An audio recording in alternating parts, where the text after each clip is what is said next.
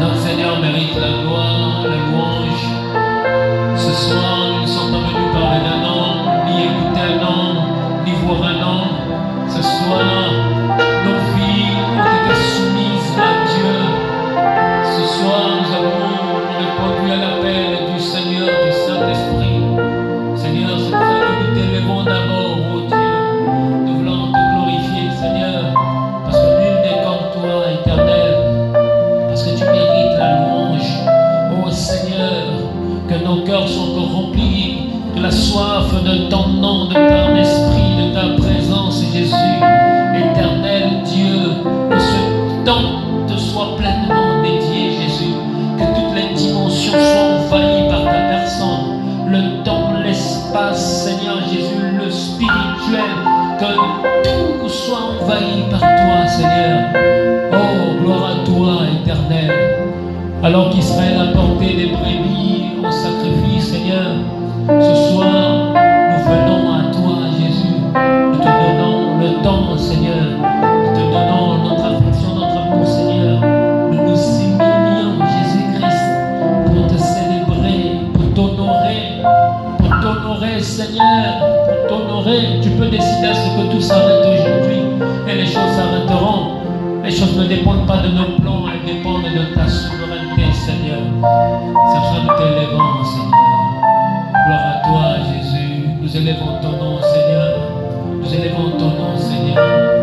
Le Dieu d'Israël est vivant. Le Dieu de David est vivant. Seigneur, Dieu vivant. Oh, Père éternel. Seigneur, que tel que nos cœurs le désirent, Jésus. Oh, éternel, sois, demeure du milieu de nous. Ne sois pas seulement au milieu de nous, mais agis aussi du milieu de nous, Seigneur. Tu es vrai. Oh, celui qui parlait en Galilée a dit, il est mieux pour vous que je m'en aille afin que vienne le Saint-Esprit. Lui vous conduira dans la vérité. Gloire au Seigneur. Alléluia. Dans le nom de Jésus, vous pouvez vous remettre. Que le Seigneur vous bénisse. Que le nom du Seigneur soit glorifié. Et une fois de plus, je vous salue dans le nom du Seigneur. Et vous pouvez aussi saluer celui ou celle qui est à côté de vous, en bénissant dans le nom de Jésus. Alors j'exhorte l'Église de Dieu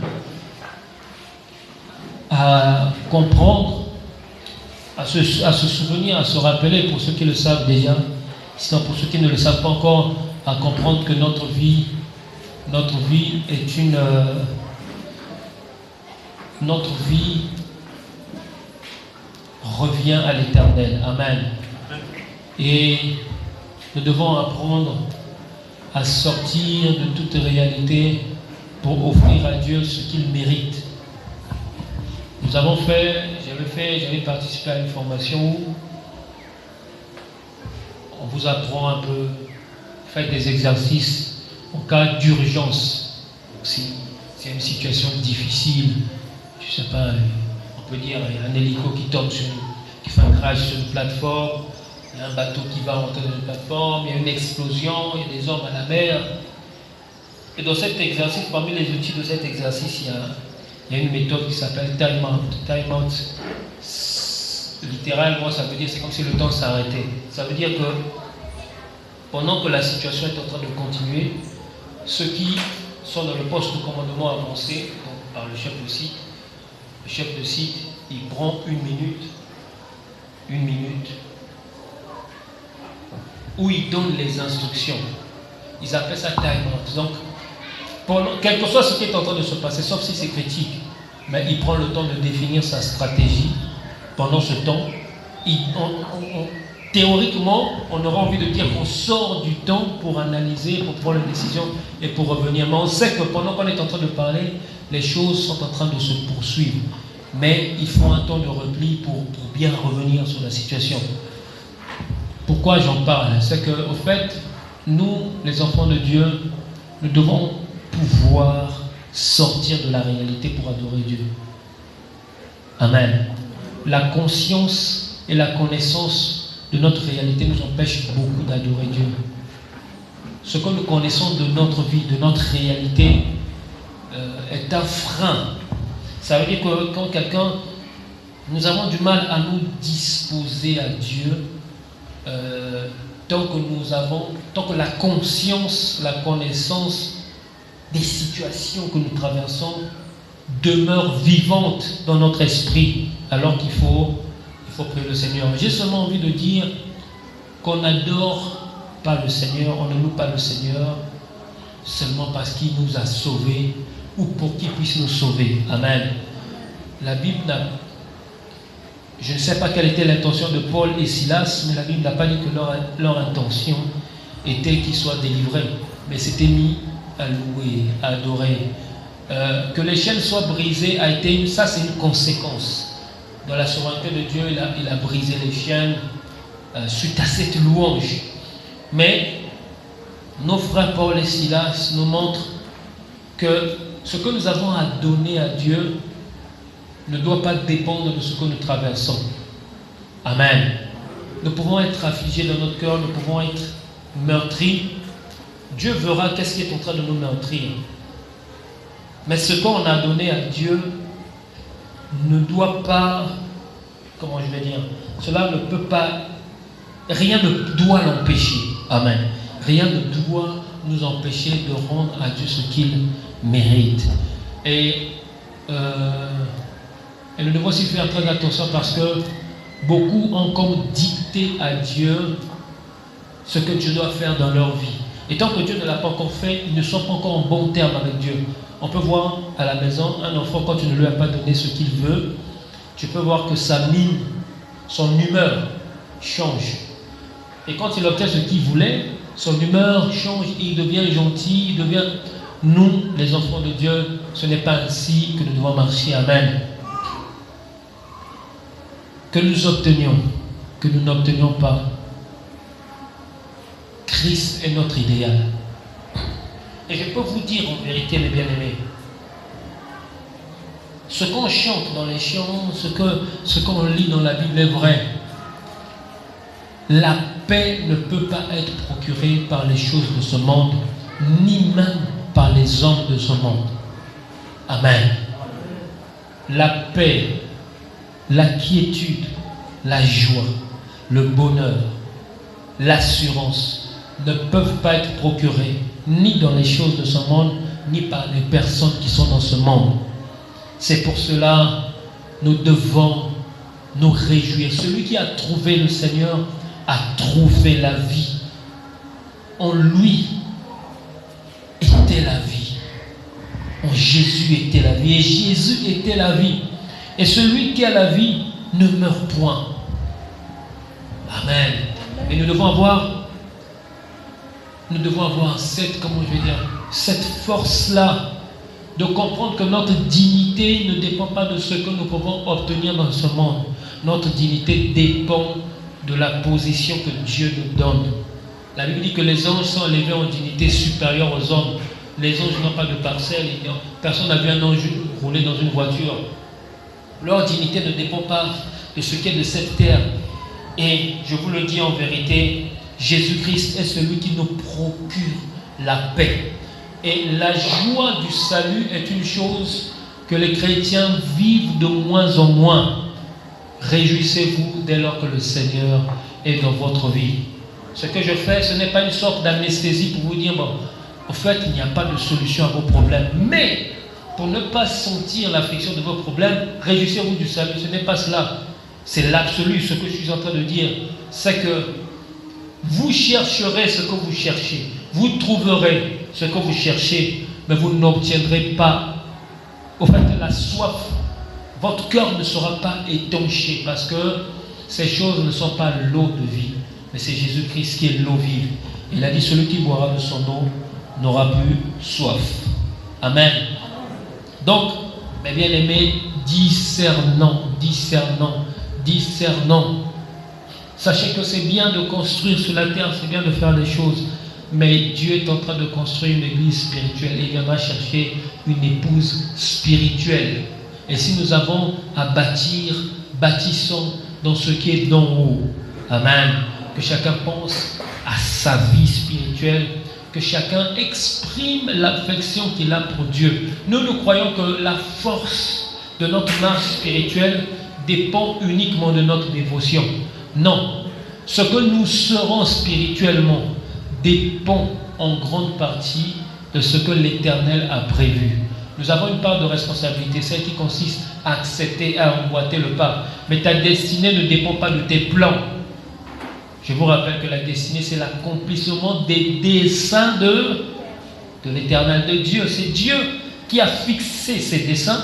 Et comme ces desseins, leur accomplissement dans ta vie, les gens ils voient ça comme étant ta destinée. Donc ta destinée, ce n'est pas la concrétisation de tes rêves. Non, ta destinée, c'est l'accomplissement de la volonté de Dieu. Quand tu cherches ce que tu cherches et que tu ne trouves pas, et que tu es toujours en train de souffrir dans ton âme, arrête-toi et tourne-toi vers Dieu afin de trouver en lui la paix qu'il procure à l'âme. David disait, je suis dans la joie quand on me dit, allons dans la maison de l'Éternel. Amen. Nous allons lire quelques passages, toujours une espèce d'exercice sur le discernement. Je vais prendre Genèse chapitre 4. Adam connut Ève, sa femme. Elle conçut et enfanta Caïn, et elle dit, j'ai formé un homme avec l'aide de l'Éternel. Elle enfanta encore son frère Abel. Abel fut berger et Caïn fut laboureur. Abel fut berger et Caïn fut laboureur. Le berger, il prend soin il entretient des brebis, des animaux. Le berger, il cultive, il entretient des âmes, des êtres vivants. Abel fut berger et Caïn fut laboureur. Le laboureur, il va travailler la terre pour de la culture vivrière, ça peut être des plantations, des jardins, tout ça. Au bout de quelque temps, Caïn fit à l'Éternel une offrande des fruits de la terre. Et Abel, de son côté, en fit une des premiers-nés de son troupeau et de leur graisse. L'Éternel porta un regard favorable sur Abel et sur son offrande. Je reprends. Au bout de quelque temps, Caïn fit à l'Éternel une offrande des fruits de la terre. Amen. Et Abel, de son côté, en fit une des premiers-nés de son troupeau et de leur graisse. L'Éternel porta un regard favorable sur Abel et sur son offrande. Mais il ne porta pas un regard favorable sur Caïn et sur son offrande. Caïn fut très irrité et son visage fut abattu. Donc, il y a une chose qui est très importante, c'est qu'aujourd'hui, quand nous lisons ces passages, nous pouvons employer la révélation pour dire, je ne sais pas, Caïn aurait dû donner ceci ou cela. Une chose qui interpelle mon esprit, c'est que chacun a donné selon ce qu'il avait, selon conviction, selon son cœur, selon ce qu'il avait, selon, ok, pardon, ce qu'il produisait. Alors tout ce qu'on a dit est bon et juste. Et j'aimerais m'atteler sur ce qui a à l'instant attiré mon esprit. C'est que chacun donnait selon ce qu'il produisait, selon l'œuvre de son travail, ce qu'il avait. Au fait, l'autre qui cultive, j'ai envie de dire qu'en fait, quand vous donnez l'offrande, quel est le geste qu'on fait quand chacun va donner dans le panier, avant d'aller donner le panier, tu mets la main où? Dans la poche de qui? Dans ta poche. Pour prendre quoi? L'argent. L'argent de qui? Ton argent.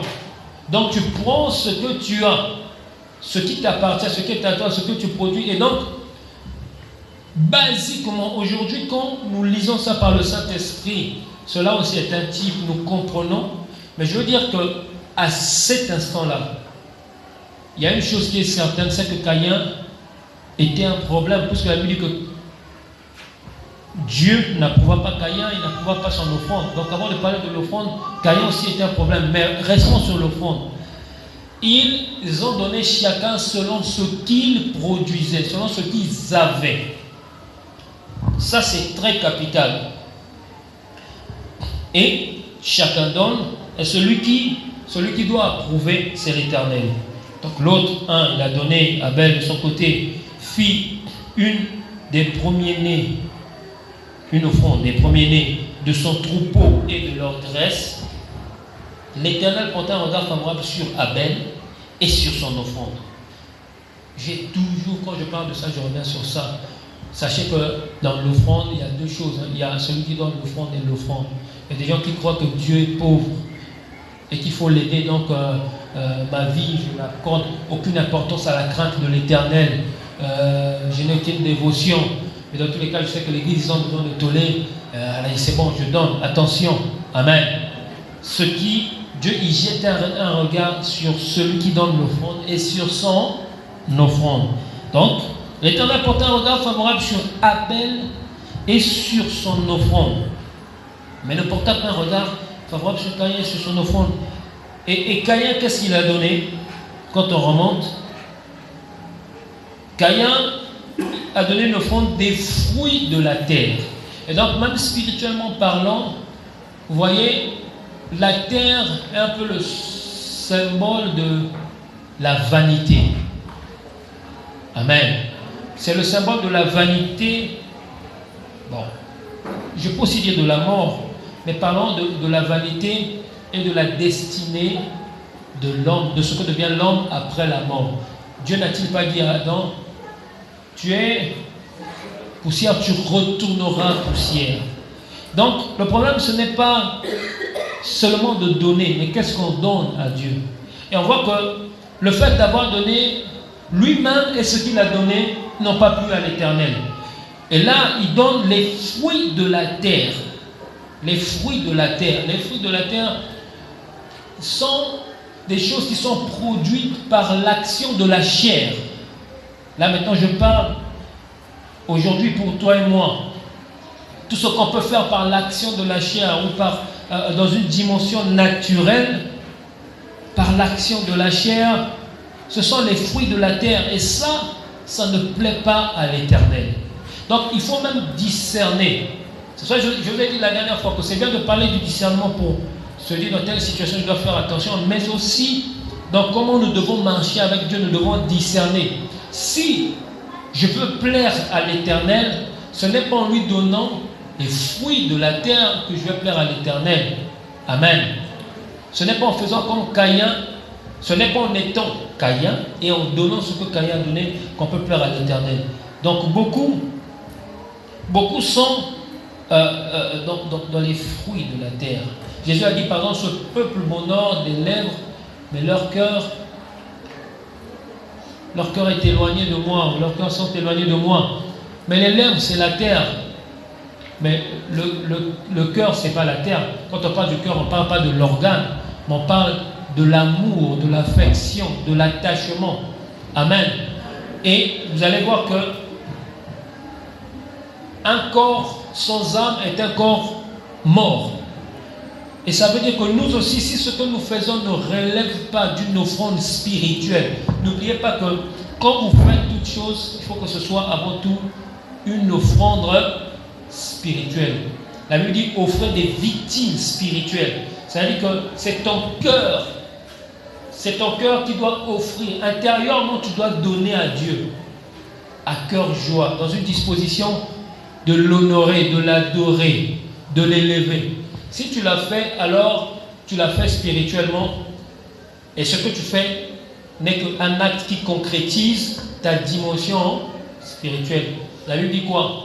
La foi sans les œuvres est une foi qui est morte. Donc je ne peux pas dire que je donne intérieurement, comme concrètement, je ne donne pas. Amen. Dieu m'a donné un cœur, j'ai des sentiments. Si ma disposition spirituelle, j'offre au Seigneur, puisque concrètement, physiquement, il m'a donné, physiquement aussi, je serai amené à prendre quelque chose, à remettre au Seigneur. Mais bien aimé, discernez bien que tout ce qu'on fait, qu'il soit du fruit de la chair, ne peut pas plaire à l'Éternel. Cela ne peut pas plaire à l'Éternel. Et si on veut plaire à l'Éternel, il faut qu'on fasse comme Abel, qui a donné pour offrande des premiers-nés de son troupeau et de leur graisse. Mais il ne porta pas un regard favorable sur Caïn et sur son offrande. Caïn fut très irrité et son visage fut abattu. Et l'Éternel dit à Caïn, pourquoi es-tu irrité et pourquoi ton visage est-il abattu? Certainement, si tu agis bien, tu relèveras ton visage, et si tu agis mal, le péché se couche à la porte et ses désirs se portent vers toi, mais toi, domine sur lui. Il faut savoir ici que quand l'Éternel a parlé à Caïn, beaucoup pensent que quand nous tombons ou quand les gens viennent à faillir, c'est comme s'ils n'avaient pas été divinement avertis. Amen. Vous allez voir que même quand tu es dans la tentation, il n'y a pas que la voix de la tentation qui retentit.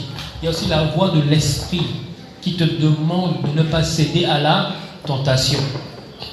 Et là, l'Éternel avertit Caïn pour lui dire que si tu agis bien, tu relèveras ton visage. Mais si tu agis mal, sachant que le péché se couche à la porte et que ses désirs se portent vers toi, ça veut dire que Dieu, lisant déjà le sentiment, le cœur de Caïn, et il sent que Caïn avait déjà l'intention. En fait, il commençait à s'alimenter de mauvaises, que ce soit des mauvaises pensées, mais il était dans une disposition dangereuse. Amen. Vous savez, il y a des choses qui affrontent d'autres. Quand tu te mets dans une disposition de rébellion, tu vas poser des actes de rébellion. Quand tu te mets dans une disposition de soumission, même quand une intention de rébellion vient, ta disposition peut faire à ce que tu ne poses pas l'acte de rébellion. Parce que tu es dans une disposition de soumission, même si dans ton esprit il est en train de retentir une voix pour la rébellion. Et donc quand Dieu voit Caïn a été donc disposé, aspiré par le péché, et il était sur le point de pécher. C'est ça l'Éternel dit que le péché se couche à la porte et ses désirs se portent vers toi. Cependant, Caïn adressa la parole à son frère Abel, mais comme ils étaient dans les champs, Caïn se jeta sur son frère Abel et le tua. Pourquoi on est en train d'aborder cette histoire? C'est une histoire que nous connaissons, mais sur laquelle l'Éternel nous éclaire. Celui qui tue Abel, c'est quelqu'un qui avait donné l'offrande. Ne l'oubliez pas, les deux ont donné l'offrande. Donc si Dieu, non pas s'il avait agréé, si Dieu avait dit à Caïn qu'il avait agréé son offrande, peut-être que Caïn n'aurait pas, là, à l'instant, tué Abel, et peut-être qu'on aurait dit que Caïn est mort. C'est ça la Bible dit que Dieu est celui qui sonde les cœurs et les reins. Est-ce que vous voyez ce que je vois? C'est parce que l'Éternel n'approuve pas ni Caïn ni son offrande que Caïn vient tuer son frère. Alors que celui qui donne l'offrande est un adorateur. Donc ça veut dire que même ce qu'il avait fait, Dieu qui connaît toutes choses ne voyait pas un vrai adorateur. Puisque l'acte qu'il a posé après que Dieu n'ait pas approuvé son offrande était c'était un meurtre. Donc c'était un meurtrier. Amen. Et c'est ça que je disais la dernière fois que si Dieu vous fait grâce de la clairvoyance, et si par clairvoyance Dieu vous montre, vous fait comprendre un danger en une personne, n'ignorez pas cela.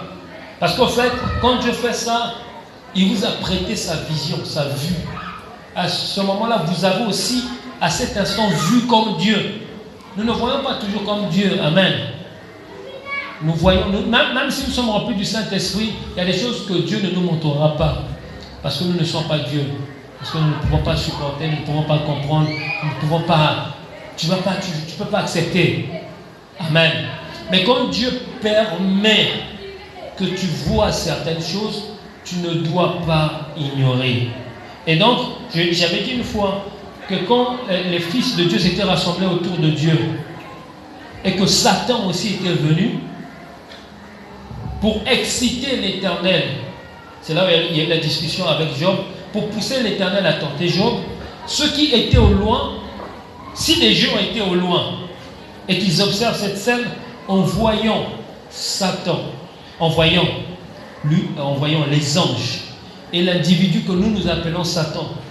Mais celui qui observe la scène, il ne voit pas un homme de mal, il voit Dieu et il voit des anges. Il voit Michael, il voit Gabriel, il voit les séraphins, il voit les archanges, il voit les fils de Dieu. Et il voit celui qui autant été appelé Lucifer. Mais il aura envie de dire non, frère, ce qu'on dit de lui n'est pas vrai. Parce que si ce qu'on disait de lui était vrai, il ne serait pas au milieu d'eux. Non, il est au milieu d'eux parce qu'il est poussé par une intention. Il a un motif. Donc, nous les hommes, nous voyons le mouvement, nous voyons les actes, mais nous ne voyons pas forcément l'intention. Je vais vous dire en vérité, mes bien-aimés, vous, enfants de Dieu, ne méprisez pas l'action du Saint-Esprit. Quand le Saint-Esprit ouvre les yeux, si tu le verras, tu comprendras. Ne cherche pas à ce que tout le monde soit d'accord avec toi. Et vous allez savoir que ce qui peut sembler être comme une difficulté, c'est qu'on va te demander de prouver. Amen. On va te demander de prouver. Oh, frère, comment quelqu'un vient d'arriver, tu dis que ce frère-là n'est pas clair. Mais c'est ce que Jésus a dit, je vous ai choisi un parmi vous est un démon. Le problème, ce n'est pas d'abord que tu manifestes tes œuvres. Le manguier n'est pas un manguier quand il produit ses fruits. On reconnaît un arbre par ses fruits parce que nous ne connaissons pas l'identité de tout arbre juste par le feuillage. Mais si à un certain moment, c'est toi qui as planté tout, tu n'as pas besoin d'attendre que le manguier produise. Attendez, le figuier qui n'avait pas produit de fruits, c'était un figuier ou pas un figuier? C'est un arbre qui est censé produire des figues, même s'il n'avait pas produit de figues. C'est un figuier. C'est-à-dire que quand tu as planté ton noyau de mangue, même si c'est à ce niveau-là, toi tu sais que c'est un manguier. L'enfant qui ne maîtrise pas par feuillage, tout ça, il attendra de voir les fruits pour constater que c'est un manguier. Donc dans la clairvoyance, Dieu peut te montrer déjà, voilà la nature de cet arbre. Et ça, Dieu il le sait. Et le problème, c'est que les gens vont te dire, mais frère, comment? Mais prouve-nous. Nous ne marchons pas selon la chair. Amen. Nous ne marchons pas selon la chair. À l'école, on vous a dit, ce qui est réel, c'est ce qu'on peut écouter, voir, toucher. Mais attends, est-ce que tu as vu Dieu? Mais tu sais que ton esprit intérieurement, tu l'écoutes, tu l'aimes, tu sais qu'il te parle. Et cela est vrai. Donc, quand par clairvoyance, Dieu montre l'état des choses, il faut considérer cela et discerner selon ce que le Seigneur a montré. Tout ne se dit pas forcément. Il y a des choses, si les autres n'ont pas vu comme toi, si l'heure n'est pas encore arrivée, s'ils n'ont pas encore la maturité, s'ils ne croient pas en toi.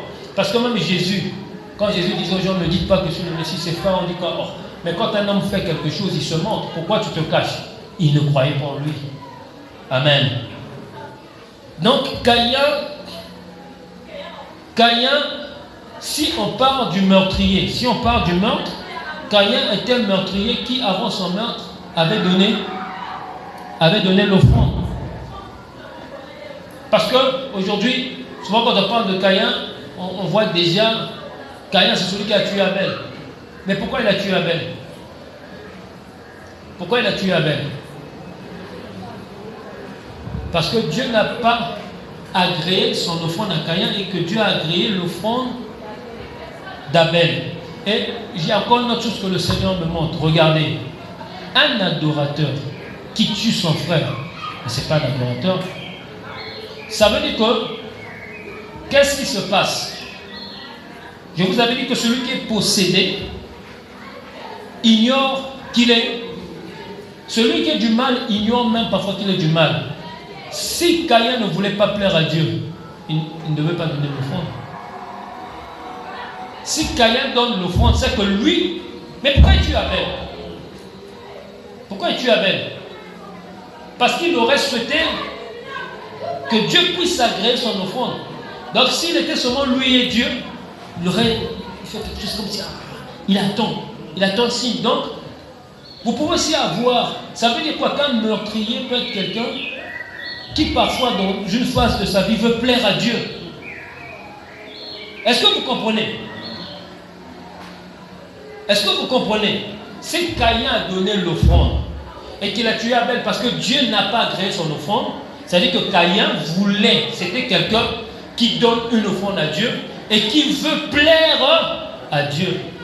Or, quand on voit ça, on comprend que on ne plaît pas à Dieu comme seulement une chose faite comme ça. On plaît à Dieu selon ce qu'on est. Amen. Donc Caïn, lui, ce qu'il voulait, comme ça, ce que je suis là, non. C'est ça, beaucoup, ils disent, frère, tu n'as pas à me dire ceci, moi je sais l'alliance que j'ai avec Dieu. Il veut plaire à Dieu, quel que soit ce qu'il fait et quel que soit ce qu'il est. Et dans le discernement, entre Caïn et Dieu, vous vous rendez compte qu'au fait, Caïn ne se connaît pas bien. Mais Dieu connaît Caïn. Il n'accepte pas son offrande et lui dit même que le mal est devant sa porte. S'il ne se répand pas, il tombera. Mais pourtant, Caïn s'inscrivait dans une dynamique d'un adorateur. Quelqu'un aussi qui veut. Et vous allez voir qu'il y a beaucoup de choses où les gens, au lieu de faire la volonté de Dieu, ils veulent coûte que coûte plaire à Dieu à leur manière. C'est pas comme ça. Amen. Nous avons reçu la grâce d'avoir reçu la parole du Seigneur. Et Jésus a dit, si tu m'aimes, garde mes commandements. Donc il ne faut pas commencer, ne tombons pas dans le piège de Caïn. Amen. Et on comprend donc, quand on voit Abel, on voit que Abel, ce qui donne est même l'image du Christ. C'est le premier-né, l'un des prémices. C'est premier-né, c'est un animal qui donne. C'est un être vivant qui sacrifie. Dieu apprécie Abel et Dieu apprécie la nature de son offrande. Donc il y a des choses que tu peux même donner par bonne intention, mais dont la nature ne plaît pas à Dieu. Imaginez-vous que, ok, 2 bébés noirs, ils ont agressé quelqu'un. Ils lui ont pris 50 000, 50 000. Et à l'église, on veut toller l'église. Et il y a un dans les 50 000, il prend les 30 000. Mais nous, nous, il y a pas, on dit toujours comme si frère, laissez Dieu lui-même. Non. Mais est-ce que vous pensez que ce qu'il donne est pur? Non. C'est une offrande pleine de sang. Il a agressé quelqu'un. Mais pourtant, il a animé comme par une intention de il faut que moi aussi je puisse concourir à la construction de l'église. David n'a-t-il pas voulu construire le temple? David n'a-t-il pas voulu construire le temple? Si. Dieu lui a dit, mais tu ne feras pas parce que tes mains sont remplies de sang. C'est ton fils Salomon qui le fera.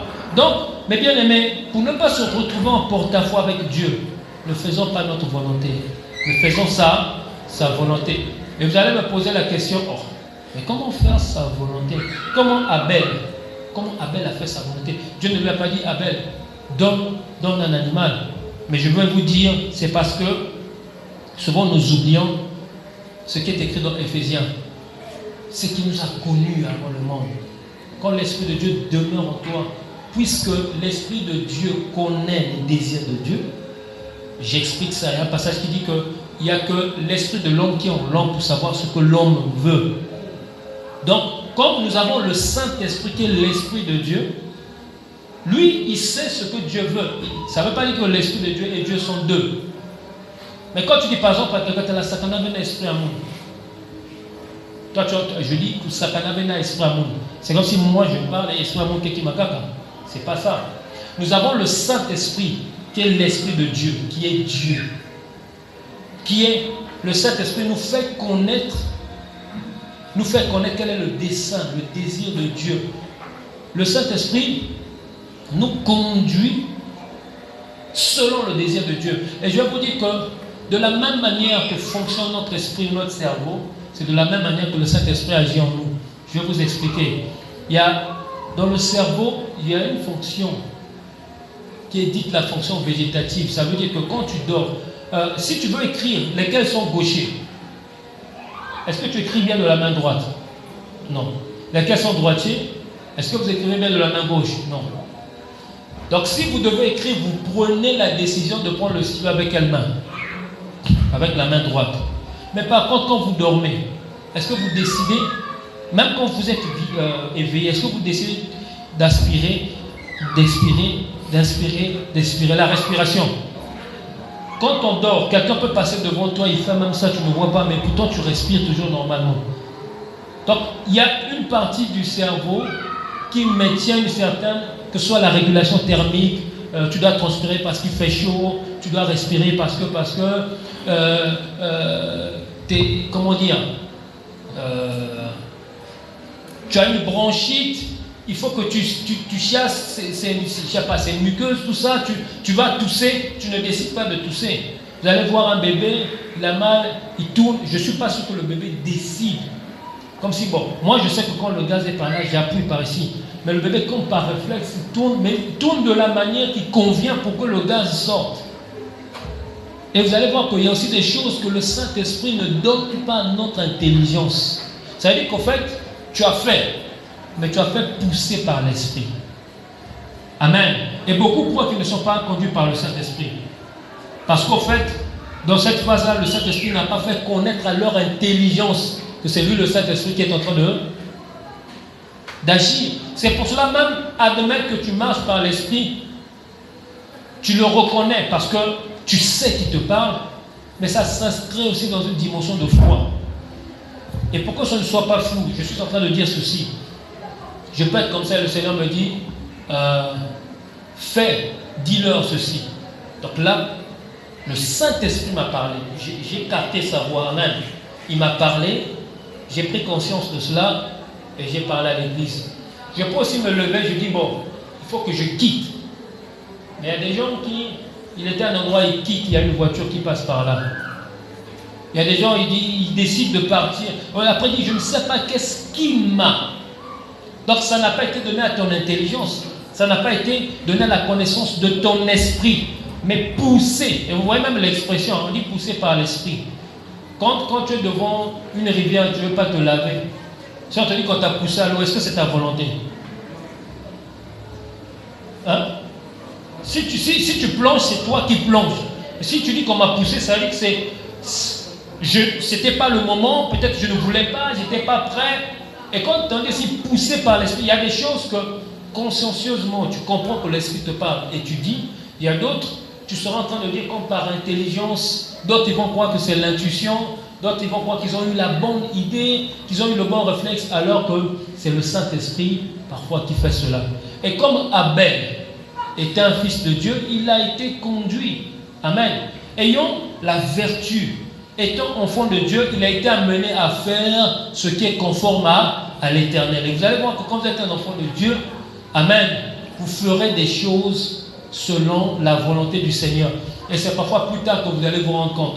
Et je peux même vous dire que si Abel écoute nos prédications, il va rire. Amen. Si on dit à Abel, est-ce que tu sais que l'animal que tu as... Surtout si le foie béni prêche à Abel, il va rire. Abel, est-ce que tu sais que l'animal, tout un animal que tu as donné, c'était même le Seigneur? Abel va dire, mais comment ça? Mais je sais que maintenant, il comprend puisqu'il est de l'autre côté. Mais étant plaisant à Dieu, l'Éternel, forcément, quand tu plais à Dieu, son esprit te conduit. Nous sommes dans une dispensation où le Saint-Esprit vit en nous. Mais ça ne veut pas dire que Enoch n'était pas conduit par l'Esprit. Parce que la Bible dit même c'est inspiré par Dieu que les hommes ont écrit. Parce que quand vous lisez Exode, Genèse, au commencement Dieu créa, dites-moi, quand Dieu avait créé le ciel et la terre, celui qui écrit le récit là, est-ce qu'il était là? Est-ce qu'il écrit parce que Adam avait dit à Seth et Seth a dit à l'autre et finalement ils ont gardé les sons? Non. Ce qui s'est passé entre le serpent et Ève. Amen.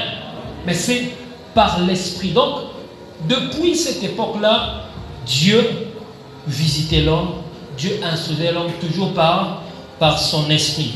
Et quand on revient sur cette histoire, vous comprenez que le discernement nous amène à voir que même un meurtrier peut dans sa démarche vouloir plaire à Dieu, mais Dieu rejette ce qu'il est et ce qu'il donne.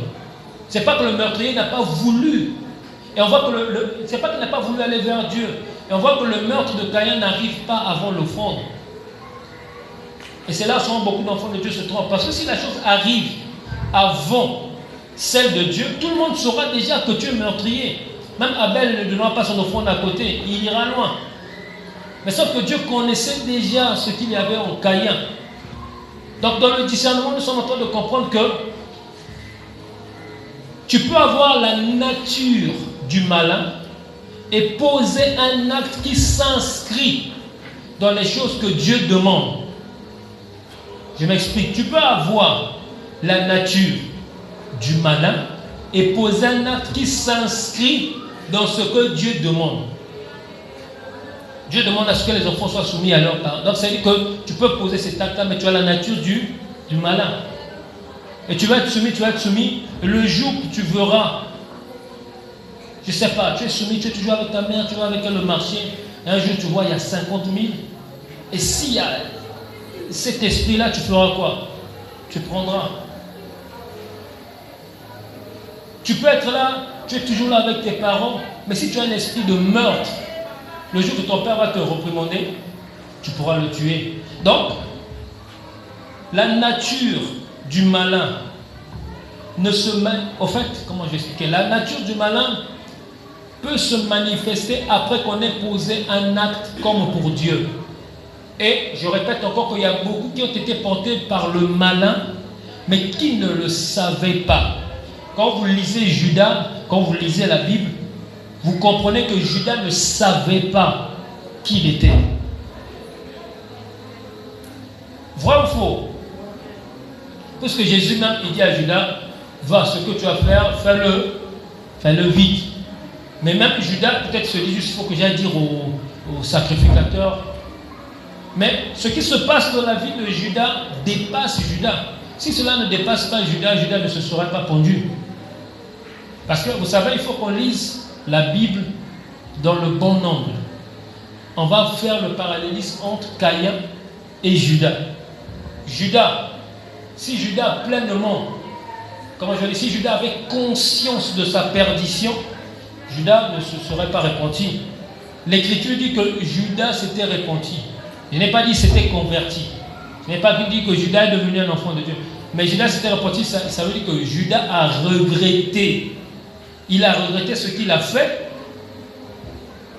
Qui parmi nous, quand il regrette l'acte qu'il a fait, il se frappe même?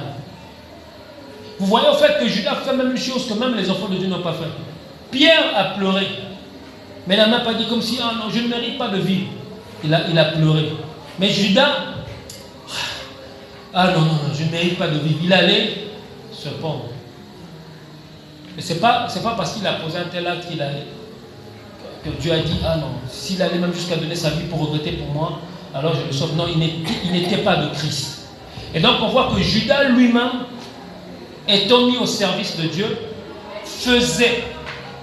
il servait Christ. Même si, vous savez, les enseignements, on peut voir que Judas, il aimait l'argent, Judas. Mais si Judas avait toujours été à 100% un problème, depuis longtemps, même le frère Pierre ou le frère Jean, quand Jésus a dit que parmi vous, il y a un qui me trahira, si le comportement de Judas était si fort au point de voir Satan, ils auraient su. Est-ce que ce que je dis a du sens ou cela n'a pas de sens? Si le comportement de Judas était tellement marqué de l'œuvre de Satan tout au long des 3 années où ils étaient ensemble, quand Jésus a dit que parmi vous, il a même dit celui qui trompera le pain dans la coupe, ils auraient su que non, même l'évêque Vanal, Judas, il est bizarre. Mais ils ont même posé la question du Seigneur qui? Ça veut dire que le comportement de Judas n'était même pas... Tout le monde a des faiblesses, puisque même Pierre a coupé l'oreille. Donc s'ils n'ont pas pointé du doigt Judas, c'est-à-dire que les écarts de Judas étaient comme les écarts de aussi tout autre enfant de Dieu. Amen. Peut-être que si Judas il a pris de l'argent, oui, mais Pierre, toi c'est la dernière fois, tu avais mal parlé. Et donc du coup, vous apercevez que les disciples même ayant la grâce de Dieu, n'ont pas pu voir qui était Judas. Et le seul qui savait qui était Judas, puisqu'il avait choisi pour ce but, c'était le Seigneur. Donc, quand Dieu ne t'a pas ouvert les yeux, tu seras comme les autres. Mais quand Dieu t'a ouvert les yeux et que tu comprends, ben tu dois réagir selon ce que l'Éternel t'a montré. Et donc, quand on fait le parallélisme entre Judas et Caïn, on voit que Judas aussi a servi.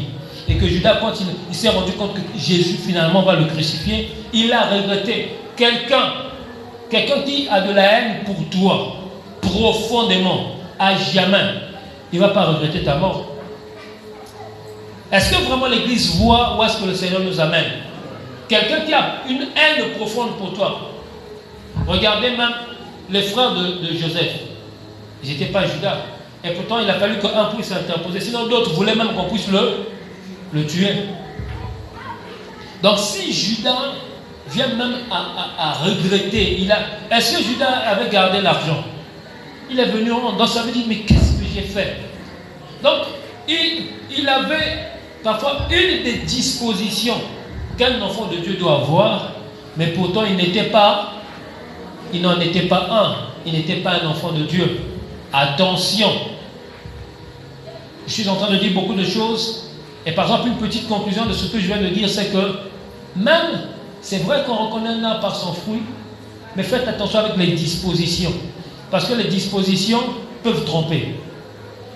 En fait, la vraie disposition, c'est celle que le Seigneur lui-même juge, connaissant la sémence. Amen. Connaissant la sémence. Mais sinon, beaucoup y croient qu'ils voient les œuvres alors qu'ils voient des imitations, alors qu'ils voient des mouvements. La Bible dit qu'en reconnaissant un arbre par ses fruits, certains croient qu'ils sont en train de voir le fruit. Mais ce que tu vois, c'est une imitation du fruit. Amen.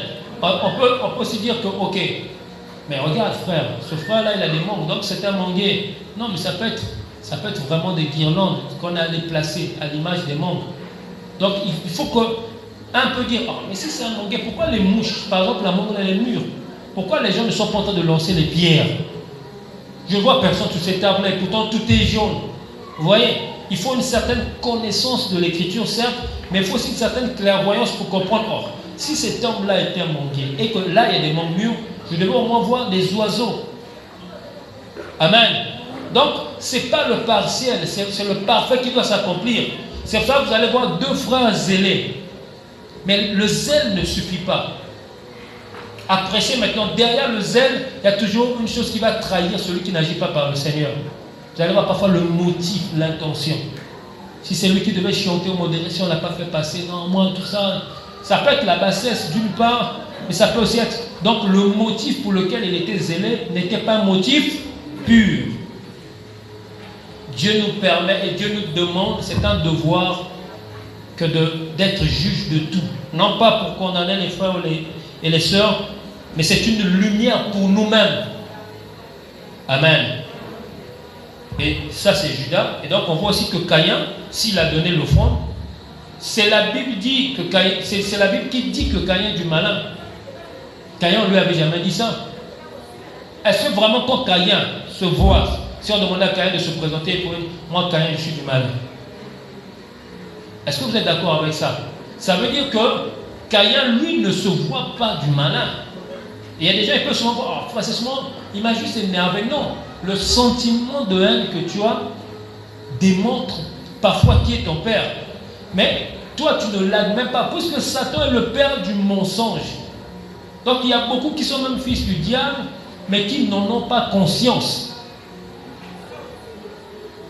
Et quand vous suivez même les artistes, bah, certains qui disent non, on dit qu'eux ils font la musique mondaine. Eux ils disent que nous faisons la musique mondaine. Est-ce que vraiment Bissotoyemba déjà, est-ce que Bissotoyemba déjà Satan, le Kumo, est-ce que Bissotoyemba déjà? D'autres peuvent se dire bon, c'est juste l'agitation. Non. Certains, sinon beaucoup sont bien aveuglés. Ils se disent, mais qu'est-ce que je fais de mauvais? Je ne fais absolument rien de mauvais. Moi, j'admets que Dieu existe. Oui, mais admettre que Dieu existe et poser des actes qui détournent des gens. Tu me fais une musique qui conduit à la séduction, mais tu admets que Dieu existe. C'est une confusion. Amen. Et donc, Caïn, s'il donne l'offrande, c'est qu'à un certain moment, il veut plaire à Dieu. Et s'il ne voulait pas plaire à Dieu, s'il ne voulait pas plaire à Dieu, quand Dieu avait agréé l'offrande d'Abel, s'il ne voulait pas plaire à Dieu, il pouvait se dire quoi? Dans tous les cas, moi aussi c'était juste une formalité. Mais si il va tuer son frère, comment ça? Donc ça veut dire que même l'offrande qu'il était en train de donner, parfois c'était même dans une disposition de lutte. Et il y a beaucoup qui font des choses par lutte. Et c'est pour ça ne doit surtout pas exister. On voit quand il y a même des journées d'adoration. Il y a des couples qui vont dire oui, les autres ils ont chanté, mais nous quand nous sommes arrivés, vraiment la gloire de Dieu a rempli la salle. Et je disais à un frère que nous de plus en plus, nous sommes des chrétiens où nous aimons la présence de Dieu. Mais parfois pas les œuvres de Dieu. J'ai senti une atmosphère. Quand tu lis la Bible ne dit pas que là où Jésus marchait, les gens, ils sentaient une présence. Ils sentaient une présence. Non, Jésus, il était là, il guérissait les malades, il ressuscitait les morts, il délivrait. Mais nous, ce n'est pas le Dieu en action. C'est, je sens. Oui, d'accord. Maintenant, tu sens sa présence. Et, parce que Jésus, c'était dans la barque, c'est pas que je sens la présence. Il est là, il est là. Et, amen. À quel moment Jésus a dit tout est accompli? Hein? Je la crois. Mais que dit la prophétie d'Ésaïe que quand il naîtra, on l'appellerait comment?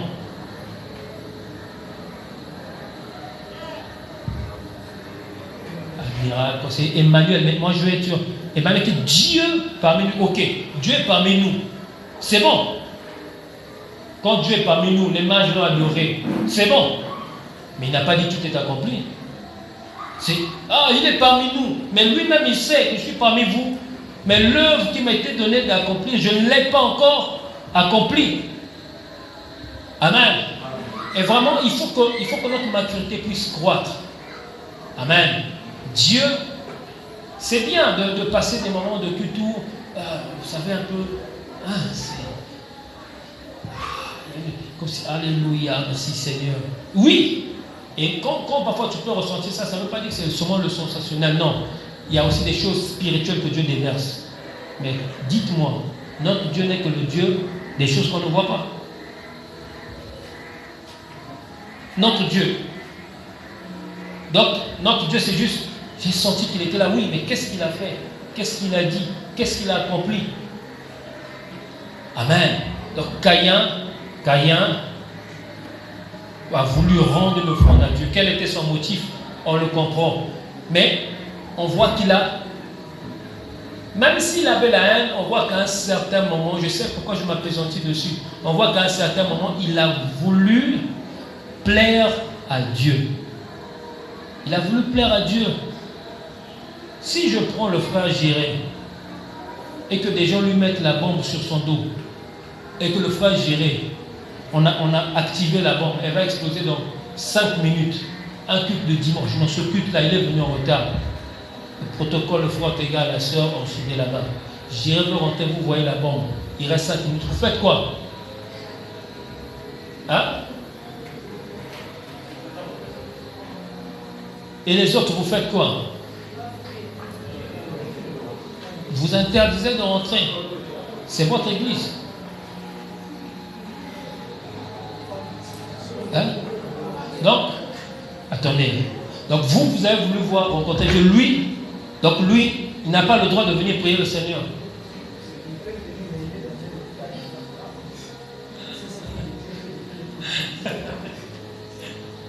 Non, c'est ça.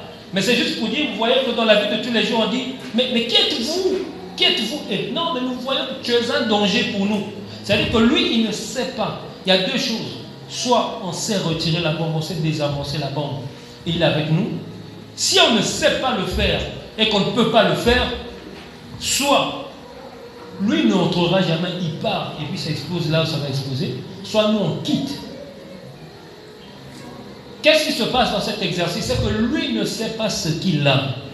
Et lui, il vient à l'église parce que c'est mardi, parce qu'il aime écouter la parole, mais il a quelque chose qui est un danger pour toute la communauté. Et Dieu, c'est des choses qui montrent par clairvoyance. C'est des choses qui montrent par clairvoyance. Et tu peux être possédé d'un esprit où cet esprit, donnez-moi les gestes que font certains animaux avant d'attaquer. Que le Seigneur vous donne la bonne réponse. Prenons par exemple les félins, le tigre, le lion, le léopard. Petit, ouais. Sensitif, ok. Et par rapport à son corps, qu'est-ce qu'il peut faire parfois?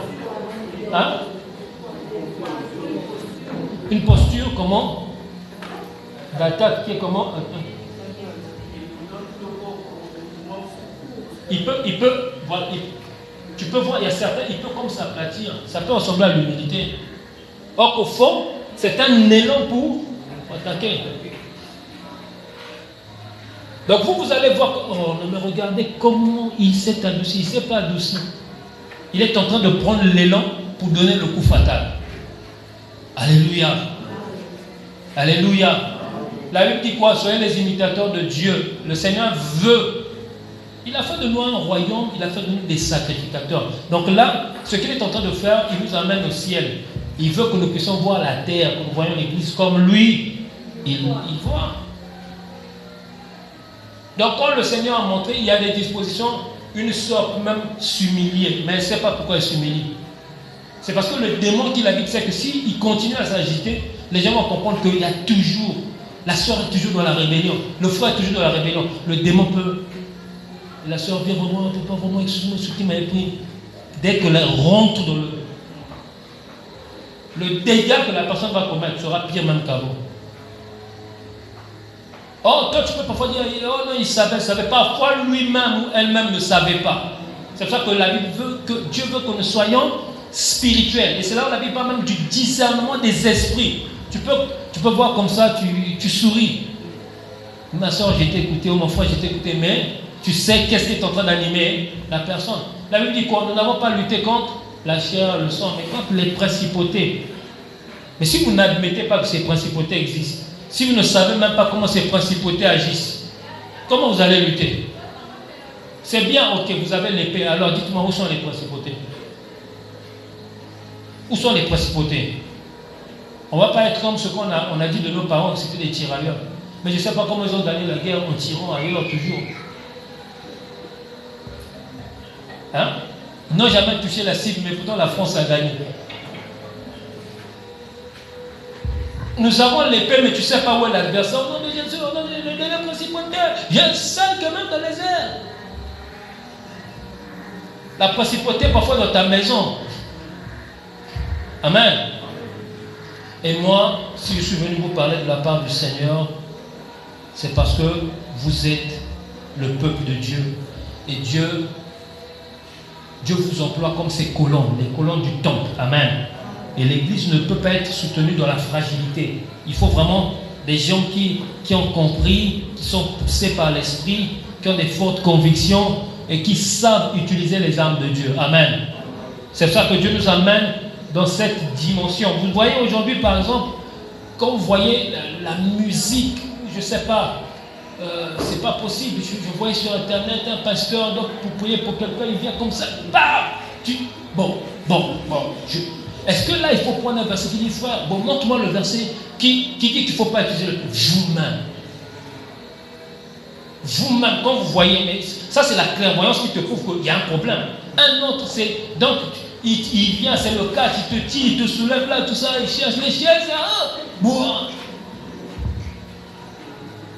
Un autre, c'est, il marche. Les esprits faibles, ne soyez pas des esprits faibles. Ne soyez pas des esprits faibles. Les chrétiens de Béret, ils scrutaient la parole. On est en train de prêcher, ils écoutent, d'accord, il a dit ça, il a dit que Abel avait 3 femmes. Ils vont chercher aussi. Ah, papa n'a pas chanté, papa, ici comment ça, il a lobby au lieu le bani. Non. Amen. Mon frère Nazar ne peut aussi faillir. Ça ne veut pas dire qu'il est forcément du faux. Il n'avait peut-être pas bien lu, c'est peut-être ce qu'on lui avait prêché, c'est peut-être l'interprétation qu'il a voulu donner. Mais tu dois, pour ton bien, tu dois aller sonder l'écriture. Donc tout ça, ça fait partie du discernement. Nous allons finir par une autre petite histoire. C'est l'histoire c'est la venue de Noé. Si vous prenez Genèse, le chapitre 5, le verset 29, on va prendre le verset 28 d'abord. Les mecs âgés de 182 ans, de 182 ans, engendra un fils. Il lui donna le nom de Noé en disant: celui-ci nous consolera de nos fatigues et du travail pénible de nos mains, provenant de cette terre que l'Éternel a maudite. Au début de la prédication, je vous ai dit, frères, sœurs, ne soyons pas ceux qui adorent Dieu parce qu'il t'a donné le boulot ou tout ça. Non, je peux vous dire, tu peux même travailler. C'est vrai que tu vas gagner. Quand tu gagnes beaucoup, c'est bien. Mais à un moment, quand tu vas t'asseoir, un moment, tu penses, la vie aussi, vraiment, bon, c'est pas mal. Mais... Donc, vous voyez que là, ça veut dire que ceux qui vivaient à cette époque-là, ils ont travaillé, ils ont fait des choses. Il engendre un fils, il dit, celui-là, je vais l'appeler Noé. Celui-ci nous consolera de nos fatigues et du travail pénible de nos mains. C'est pour cela, rentrez en intimité, allez vers Dieu en esprit. Vous trouverez, en fait, c'est notre environnement de vie. J'ai envie de dire, c'est comme si nous sommes des oiseaux, nous sommes des poissons. Tu ne veux pas être dans l'air comme ça. Va, plonge dans l'eau. Amen. Nous sommes des êtres spirituels. C'est juste qu'il y a une âme vivante et nous sommes dans un corps. Donc il faut demeurer. Notre force, c'est la présence du Seigneur. Vous savez, souvent, notre fragilité vient du fait que il n'y a pas beaucoup de communion. Tu vas voir que souvent, quand tu ne pries pas beaucoup, il y a beaucoup de choses qui t'affectent. Amen. Il y a beaucoup de choses qui t'affectent. Tout ça, c'est quoi? C'est parce que tu ne demeures pas dans ton environnement. Notre force est spirituelle, mon frère, ma soeur. Ne vois pas celui que tu es devant le miroir de ta maison. Rentre en esprit.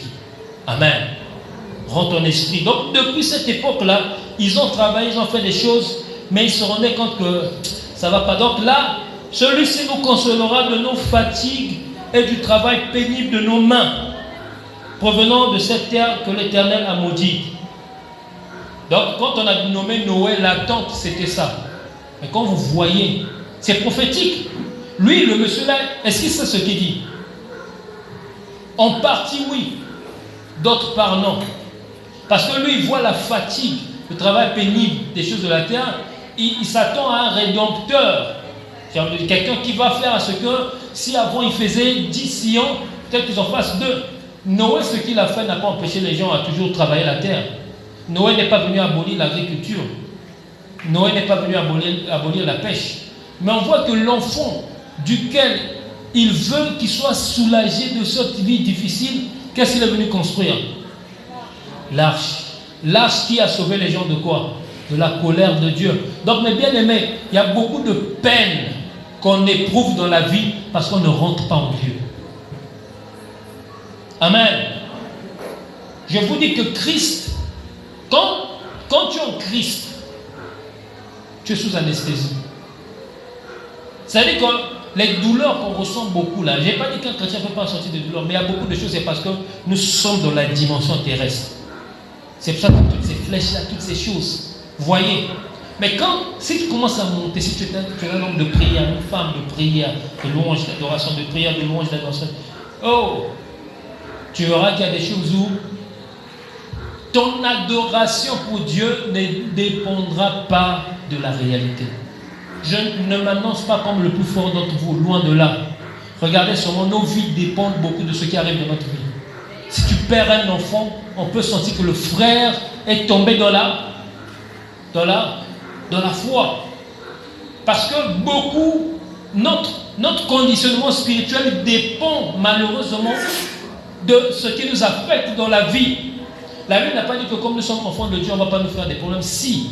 Mais Dieu est en train de nous dire une chose. Comme je vous l'ai dit tout à l'heure, time out. C'est que quel que soit ce qui se passe, sors. Si tu dois adorer Dieu, c'est un endroit où les problèmes n'entrent pas. Amen. L'heure vient, elle est déjà venue où les vrais adorateurs adorant le Père en esprit. Le monsieur qu'on traite qui est deuxième de la classe, qui est dernier de la classe, c'est un monsieur. Mais on a dit en esprit. Donc tout ça, ça ne rentre pas. Ton esprit n'a pas le palu. Tu dis, ah j'ai mal au dos. Est-ce que c'est ton esprit qui a mal au dos? Non, c'est ta chair. L'heure vient. Elle est déjà venue. Les vrais adorateurs adoreront le Père en esprit. Tu peux dire, frère, c'est vrai. Mais ce frère-là, il m'a fait mal.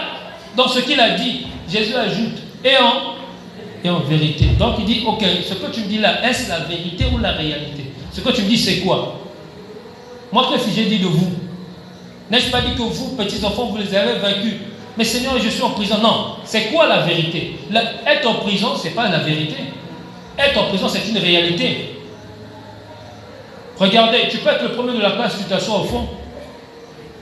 Et nous, souvent, notre appréciation, c'est quoi? Quand on rentre, oh non, le plus intelligent, c'est celui. Non, ça, c'est la réalité. Donc Jésus dit, l'heure vient, est venue, les vrais adorateurs adorant le Père en esprit et en vérité. Oh, la vérité, c'est pas ce que toi tu dis.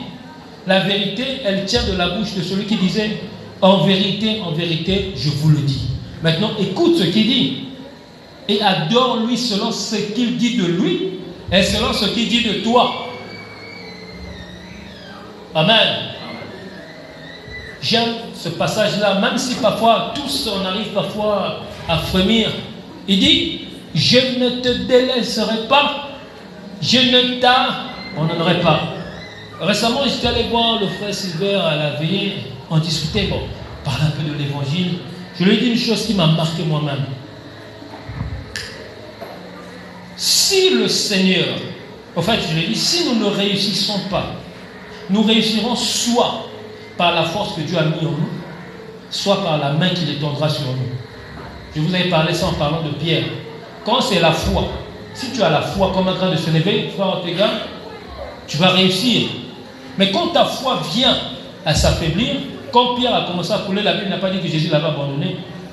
Jésus a étendu la main.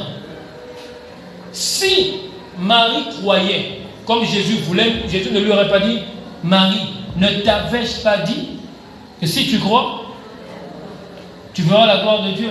Oui Seigneur, je sais qu'il ressuscitera au dernier jour. Non, Jésus ne parlait pas du dernier jour. Il disait dans le sens, je suis venu en Avinoulou. C'est pas non les âmes que vous tout. Non. Donc ça veut dire qu'à l'instant où il parlait à cette femme-là, est-ce que cette femme avait la foi de la résurrection à l'instant? Non. Peut-être quand elle allait avec Jésus. Mais sinon, si elle croyait que Jésus pouvait ressusciter quelqu'un qui est mort il y a 4 jours, elle aurait dit, n'allez pas le laisser au tombeau. Jésus n'avait pas quitté Israël. Même s'il n'y avait pas les téléphones, on devait le chercher. Mais, même si sa foi s'est affaiblie, est-ce que Jésus l'avait abandonné? Non. Quand Jésus a dit, et là je me permets de dire Jésus, celui qui a visité Abraham, quand il a dit qu'ils auraient un enfant avec Sarah, la Bible dit quoi? Sarah avait fait quoi? Elle avait ri, non? Et qu'est-ce que Jésus a dit à Abraham?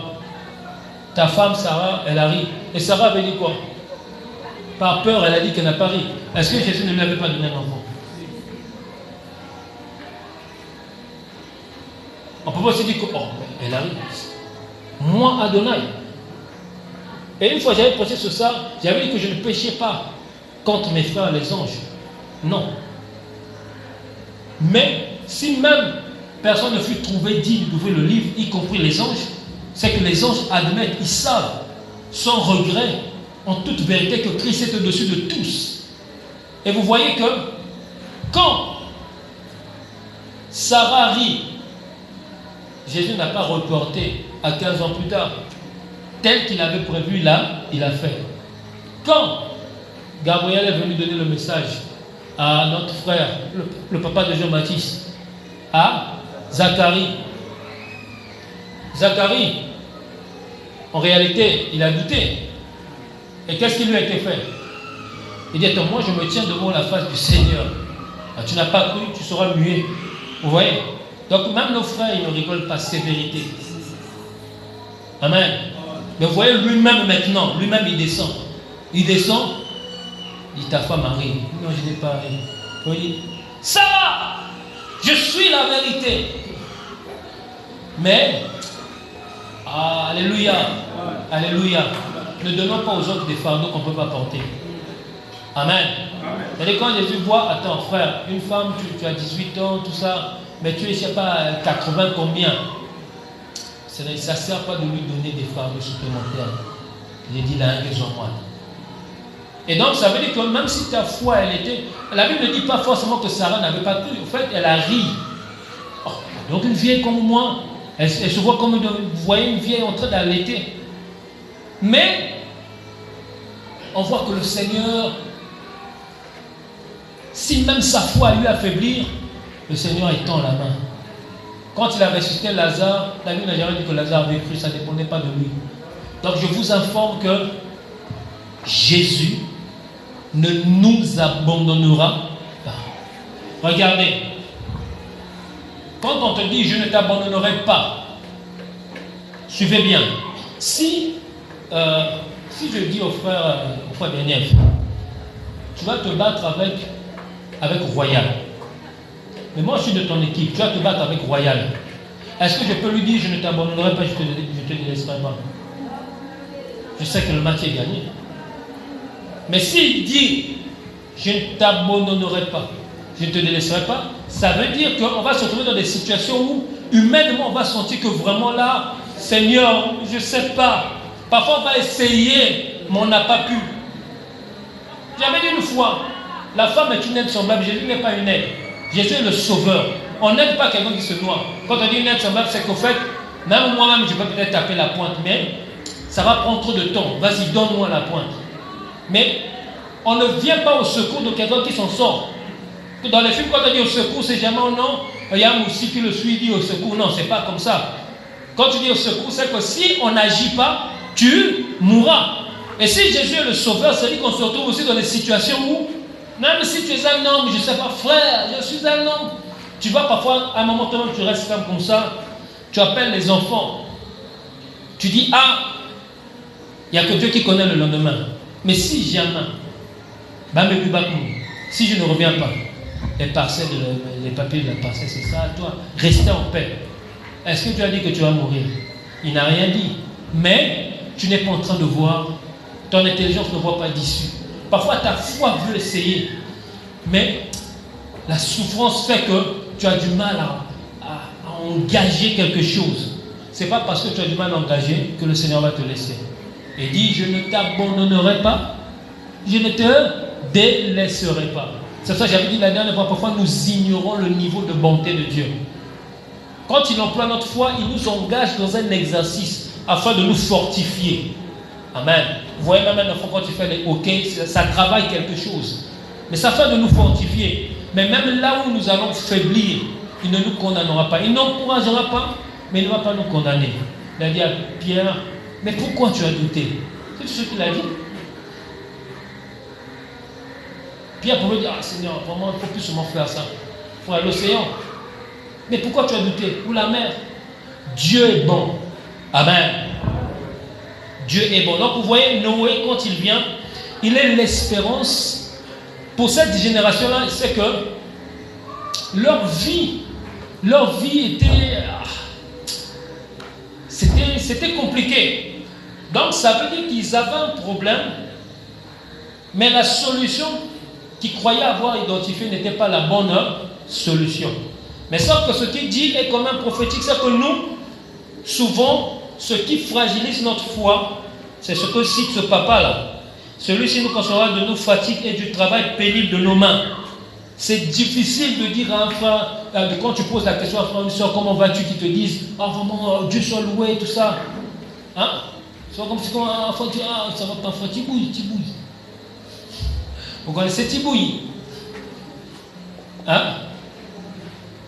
Ou bien si l'enfant est malade, frère, surtout moi, quand ta femme me dit non, ça va par la grâce de Dieu, au fait, en gros, je ne sais pas si c'est pour dire par respect.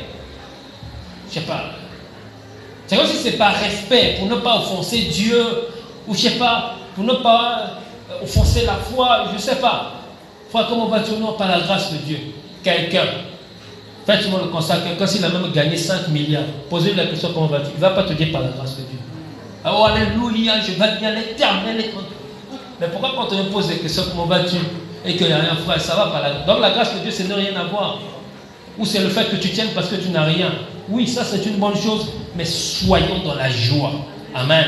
Que nos réponses soient vraies. Comment vas-tu? Si tu crois que Dieu t'a donné le salut, si tu crois que Dieu t'a réveillé le matin, si tu crois que Dieu t'a donné une bonne santé, si tu crois que Dieu t'a fait montrer le soleil, c'est beaucoup de choses qu'il t'a donné. Comment vas-tu? Je vais bien. Ça va bien. C'est vrai qu'il me manque, mais ce qui me... Attendez. Donc, on ne parle que de ce qui nous manque. Et tout ce qu'il a donné, je peux faire l'exercice si entre ce qu'on a et ce qu'on n'a pas, on a plus. On a plus de choses qu'on n'en a pas. Comment vas-tu? Je vais bien. Parce qu'il y a une chose qui ne va pas dans ta vie. Oui, tu peux dire, peut-être tel aspect, mais je sais que l'Éternel fera. Amen. Vous savez, une telle attitude même réjouit le Seigneur. Nous avons parfois des attitudes qui ne réjouissent pas le Seigneur. Parce que nous oublions que le Seigneur, c'est comme un grand île derrière toi. C'est juste qu'il est invisible, ou il est avec toi. Donc, on va faire l'exercice, frère Bénéf, si tu peux venir. Donc, voici là, tu peux te lever. Moi, toi, tu es le Seigneur. Tu me poses la question comment je vais. Donc, on est à deux. Ah, ça va pas. Ça va pas. Ah, frère, c'est compliqué. Frère, c'est parce qu'on a compris, mais sinon, si on peut même se suicider, je ne sais pas. Bon, Jésus est là.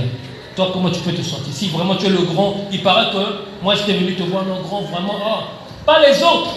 Toi, tu es celui qui va gérer ma vie. Oh, tu es merveilleux. On pose la question, dit vraiment, frère, parfois on est tenté.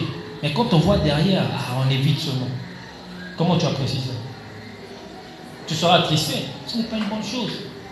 Et je vous dis en vérité que quand nous répondons, le Seigneur est là. Vous pouvez vous asseoir. Le Seigneur est là, mes bien-aimés. Il est là. Donc, nous, on voit juste, tu vois juste ton frère, mais la Bible dit, vous serez mes témoins. Mes témoins. Hein? Donc, ça veut dire que quand les gens te voient, vous savez, j'étais en train de méditer, il y a une chose qui m'a marqué. Témoin. Témoin. Alléluia. On dit que Jean était la lampe qui brûlait. Quand il y a une expression, les frères Ortega, les frères Gagnev, ceux qui ont fait l'électrotechnique, quand vous avez des pupitres de commande, il y a la lampe témoin sert à quoi? Comment savoir qu'il y a le courant? Qu'est-ce qui vous permet de savoir qu'il y a le courant? La lumière qui est là. Mais le courant là, il vient d'où? Il vient de loin, depuis Mokoukoulou. Admettons Mokoukoulou. Vous, pour savoir qu'il y a le courant, vous partez à Mokoukoulou. Vous faites quoi? Vous regardez la lampe. Si elle est allumée, il y a le courant. Vous serez mes témoins. Ça veut dire que le monde, pour savoir que Dieu existe, Dieu n'est pas là. C'est Mokoukoulou. Mais il nous a connectés. Donc ça veut dire que l'énergie est venue. Donc pour savoir que Dieu existe. Oh, Dieu n'existe pas. Oh, Dieu existe. Il n'existe pas. Dieu n'existe pas. Frère, Dieu n'existe pas. Souvent, même les enfants, je ne vais pas éteindre. Boué, courant me saliki. Courant me quoi? Boué, courant me saliki. Il y a mes prises. Ils vont mettre les doigts dans les prises. Non, ils regardent la lumière. Et la lampe témoin, ça peut être même un chargeur. La petite lampe verte. Tu n'as pas besoin d'un... C'est-à-dire que tu vois seulement le vert. Oh, il y a le courant. Vous êtes mes témoins. Ça veut dire qu'il faut que quand on te regarde, il faut que l'énergie... C'est la connexion. Dieu a mis ses fils. Il faut que... Toi, tu dois t'allumer. Tu dois t'allumer. C'est ça, vous êtes la lumière du monde. Nous ne brillons pas par nous-mêmes. C'est parce que nous sommes connectés. Même si tu n'as pas le même rayonnement que cette ampoule-là, dès lors qu'il y a le vert, ça veut dire que tu es connecté. Revois seulement tes fils, frère. Si c'est un problème de section, serre bien. Ta lumière va encore bien briller. Amen. Amen. Et regardez, je vais vous révéler une chose. Je réfléchissais sur ça. Ici, il y a combien de volts? 220 volts. Si je prends les petits transforts des ampoules, ça peut être 12 volts. Mais le transfert de Loindili, la basse tension, Bon, en tout cas, ce qu'on a dans le domestique, c'est 220 volts. Mais sauf que ça passe par les transforts. Et avant, on a des lignes moyenne tension, haute tension. Amen. Amen. Donc, ça veut dire que même quand tu vois le petit chargeur qui s'allume, à l'origine, c'est de la très haute tension. C'est ça que Jésus a dit que gardez-vous de mépriser un de ses plus petits. C'est le chargeur que tu vois là. Tu vois la petite lumière. Tu méprises, mais si tu plaques, le courant de mon coucou là, il te prendra. Est-ce que vous comprenez? Vous êtes mes témoins. Donc, maintenant, le monde, Dieu ne demande pas au monde d'aller à la source pour savoir que Dieu, la lumière existe, qu'il y a l'énergie. On regarde les lampes. Est-ce que les lampes s'allument? Que vos vies, que nos vies soient remplies d'espérance en Christ. Amen. Amen. Donc, finissons. Et c'est merveilleux, mes bien-aimés. Lampe témoin. Je suis une... Il a dit, vous serez... Parfois, je me disais, vous serez mes témoins.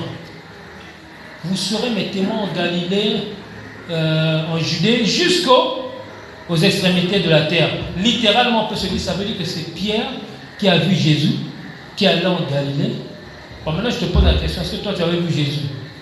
Si tu prends ça littéralement comme ça veut dire que dès que la génération des Pierre, ceux-là qui ont vu Jésus, ils sont morts, il n'y a plus de témoins. Or, si nous sommes des témoins, nous aussi, c'est à la manière de ça aussi. C'est que nous aussi, nous sommes connectés. Au fait, les gens disent qu'il n'y a pas d'électricité parce que nos lampes sont éteintes.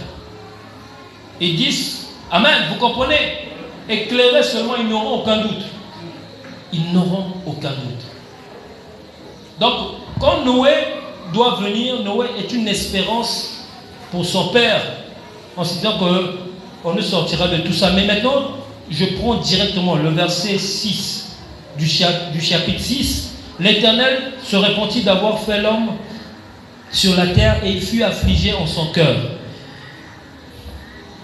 Et l'Éternel dit, j'exterminerai de la face de la terre l'homme que j'ai créé depuis l'homme jusqu'au bétail, aux reptiles et aux oiseaux du ciel, car je me répands de les avoir faits.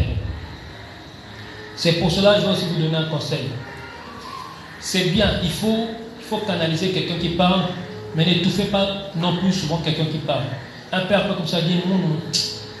Celle-ci m'a dit, vous avez ça, vous témoigner. Ça m'a quitté.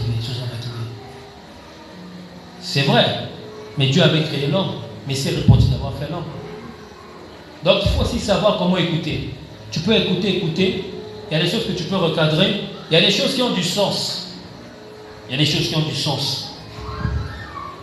l'Éternel, donc il dit qu'il exterminera tout ça. Mais Noé trouva grâce aux yeux de l'Éternel. Voici la postérité de Noé. Noé était un homme juste et intègre dans son temps. Noé marchait avec Dieu. Noé engendra 3 fils, Sem, Cham et Japheth. La terre était corrompue devant Dieu. La terre était pleine de violence. La corruption et la violence. Attention, Dieu n'aime pas ça. Amen. La corruption, la violence. Attention avec la fausse balance. Tu peux te dire, ce n'est rien, frère. On vend ça 15 000, mais je lui dirais que c'est 17 000. Dieu a horreur de ça. Dieu regarda la terre et voici, elle était corrompue, car toute chair avait corrompu sa voie sur la terre. Alors Dieu dit à Noé, la fin de toute chair est arrêtée. Ça veut dire quoi, la fin de toute chair est arrêtée? Ça veut dire j'ai fixé, j'ai décidé, j'ai même fixé le temps de faire périr. Pars devers moi. Car ils ont rempli la terre de violence. Voici, je vais les détruire avec la terre. Fais-toi une arche de bois de gopher. Je saute tout ça. Et dans les dimensions. Et au verset 18, mais j'établis mon alliance avec toi. Tu entreras dans l'arche, toi et tes fils, ta femme et les femmes de tes fils avec toi. Vous pourrez lire à la maison. Je veux juste faire comprendre une chose. Souvent, quand on lit l'histoire de Noé, peut-être que ça vous est déjà aussi arrivé, on a l'impression que c'est comme si Dieu, il a dit, il y a le péché, il veut sauver les hommes. Donc, il construit une arche où il va prendre les hommes. Mais quand vous lisez là, allez bien relire. C'est qu'au fait, il a décidé. Au fait, Noé, lui, il a trouvé grâce. aux yeux de Dieu, sa famille, mais il a décidé qu'il va faire périr les hommes. Donc, au fait, c'est ce que dit l'Écriture. C'est pas comme si, bon, dites-moi, l'arche, c'était quoi le but de l'arche? Est-ce que le but de l'arche, c'était d'empêcher le jugement de Dieu? Non. Ça veut dire que le jugement de Dieu était inévitable. C'était une chose qui devait absolument se produire. Le but de l'arche, c'était de sauver ceux qui devaient croire du jugement de Dieu. Et comme vous lisez là, on dit que Dieu avait arrêté, il avait fixé son jugement sur toute chair. Et il demande à Noé de construire l'arche. Et vous verrez à la fin qu'il n'y a pas les voisins de Noé qui sont sauvés. Pourquoi je parle de ça? C'est juste pour vous dire que dans le discernement, parfois Dieu a pris ses décisions. Nous, souvent, nous avons une approche à nous dire que non, frère, ça ne peut pas se passer comme ça. Il y a des choses que Dieu a fixées. Il faut savoir discerner. Donc, quand Dieu il voit la génération, il dit non, je vais les détruire, les hommes, les animaux, je détruirai. Mais Noé, lui, il a trouvé grâce à mes yeux. Donc, même quand sa famille est sauvée, c'est par Noé. Parce que Noé leur a sûrement parlé de cela. Il les a embarqués dans le projet. Noé, il prêchait. Mais est-ce que les gens ont cru? Est-ce que les gens ont cru? Est-ce que vous pensez que quand Noé s'est mis à construire l'arche, il n'a plus jamais parlé aux gens de cette génération? C'est un exercice qu'on fait. Quand vous lisez la Bible, est-ce que vous pensez que Noé, quand il construisait l'arche, il n'a plus jamais parlé aux gens pour leur... Si. Ok. On finit sur ça. Ceux-là qui avaient trouvé grâce aux yeux de Dieu, Noé, sa famille, entre. Ok, il n'y a pas de problème. Ce que Dieu avait fixé au début, est-ce que ce n'est pas ce qu'il avait fait? Si. On n'a pas dit que finalement, contre toute attente, finalement, il y a eu un voisin. Non, Dieu sait toutes choses. Et nous devons aussi faire très attention sur ça. Et l'évangéliste a souvent prêché sur que ce soit la souveraineté ou la suprématie de Dieu. Vous savez, même si tu es un prophète, il y a un niveau des choses que tu ne connaîtras pas de Dieu. Sauf si lui-même, il a voulu te les faire connaître. Donc, quand tu vas en négociation avec Dieu, ou quand Dieu t'emploie, il faut savoir, écoute d'abord le Seigneur. S'il dit par exemple, j'ai résolu ceci, ça ne veut pas dire qu'il ne faut pas intercéder. Il y a des gens qui ont intercédé, qui ont obtenu gain de cause. Mais on voit que dans cette circonstance, l'Éternel qui pèse. Je vais vous dire une chose, parmi nous ici, il n'y a pas un qui est plus compatissant que Dieu. Vous savez, souvent quand on lit la Bible, les gens ils lisent Dieu comme parfois, dans certaines histoires, comme le mauvais. Quand on voit Uza allait tenir l'âge, même David. Et ça, je pense qu'en vieillit, ça a plus de sens. Zang va dire, pour toi, c'est l'âge. Frère, je vais vous dire une chose. Je répète, parmi nous, il n'y a pas un homme ici. Il n'y a pas une femme ici qui est plus compatissant que Dieu. Donc quand Dieu fixe un jugement, tu sais, il y a des choses, parfois si tu dis, oh, mais ne le condamnez pas, ne faites pas ceci. Quand tu commences, moi te dis, oh, mais le grand-père qui était mort, c'est lui qui l'avait bouffé. Parfois tu dis, oh, oui, mais mon frère, c'est passé tout ça. Mais la tante aussi, c'est lui. Oh. Mais bon, frère, tu sais tout ça. Bon, même ta fille qui est morte récemment. Ah non, comment ça? Tu sais, quand ça peut nous amuser, mais l'Éternel, c'est lui qui a la balance. Toi, tu ne peux pas dire que, quand Dieu dit que lui pèse 10 kilos, tu ne peux pas dire Seigneur. Parce que nous, souvent, dans nos réactions, c'est comme si ce que Dieu a dit, il s'est trompé. Il faut mieux supplier la grâce, mais il ne faut pas venir comme titiller le jugement de Dieu. Amen. Un seul à la balance, c'est le Seigneur. Un seul à la mesure, c'est le Seigneur. Il dit, j'étais pesé, j'étais trouvé léger. Amen. Et ceux qui sont des vrais amis de Dieu, ils se mettent au garde à vous. Le Seigneur donne les instructions. Ah, d'accord, je prie si les gens y croient. Mais sinon, l'Éternel, ce qu'il avait fixé, il a fini par l'accomplir. Qu'est-ce que je veux mettre en lumière sur ce passage? C'est de dire que discerne aussi les sentences de Dieu. Dans les prophéties, on disait oracle de Dieu. On peut aussi dire sentence de Dieu. Et ça fait partie du discernement. Quand Dieu a accompli son jugement, faites très attention. Amen. Faites très attention. C'est comme la foudre, quoi. C'est en train de tomber. Faites très attention. Donc le discernement, c'est aussi comprendre quel est le plan de Dieu, quelle est la sentence de Dieu. Quand Dieu avait montré au frère Béni qu'il y avait un taureau qui venait, qui frappait le monde. À l'église, on pouvait aussi jeûner pour prier afin que le taureau qui ne vienne plus. Mais la prière, c'était quoi? On s'est inscrit selon le songe qui disait qu'à un moment qu'il fallait s'interposer sur le chemin et lever les mains, et ça l'a freiné, ça l'a arrêté dans sa course. Est-ce que la Covid n'a pas frappé l'humanité? Il y a des choses super, tonton a dit, Seigneur, tout ça, que cela n'arrive pas. Il y a des choses, quand il a résolu que cela va arriver, si cela doit arriver, prie afin que Dieu vous préserve. Et s'il y a des choses que Dieu dit, par exemple, il prendra ton frère, ta soeur, ta mère, ton père, si c'est ça, c'est ça, c'est ça, c'est ça, commence peut-être à prier afin qu'il vous tienne dans cette épreuve, que vous ne puissiez pas perdre la foi. Jésus, il devait aller sur la croix. On a vu même que quand Pierre a voulu s'interposer, Jésus a dit, arrière de moi, Satan. C'est ça le discernement. Donc, nous, souvent, la volonté de Dieu, c'est les bonnes choses. Ce que nous, on estime bon. Hein? Le frère, il va obtenir un emploi. Merci, ça, c'est la volonté de Dieu. Mais le frère, on doit l'expulser, on doit le virer. Non, ça, ce n'est pas la volonté de Dieu. Un frère ennemi. Mais nous, souvent, c'est ça. Quand c'est ça, non, frère, non. Non, il faut qu'on appelle les intercesseurs, on doit.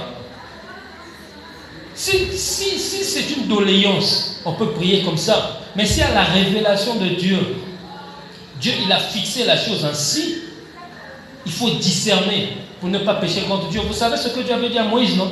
Quand Moïse intercédait, qu'il voulait voir la terre promise, l'Éternel lui a dit quoi? Moïse, c'est assez, ne me parle plus de cette affaire. Quand j'ai lu cette phrase, frère, toi tu étais quelque part, tu es sorti 40 ans dans le désert, il n'y avait pas les voitures.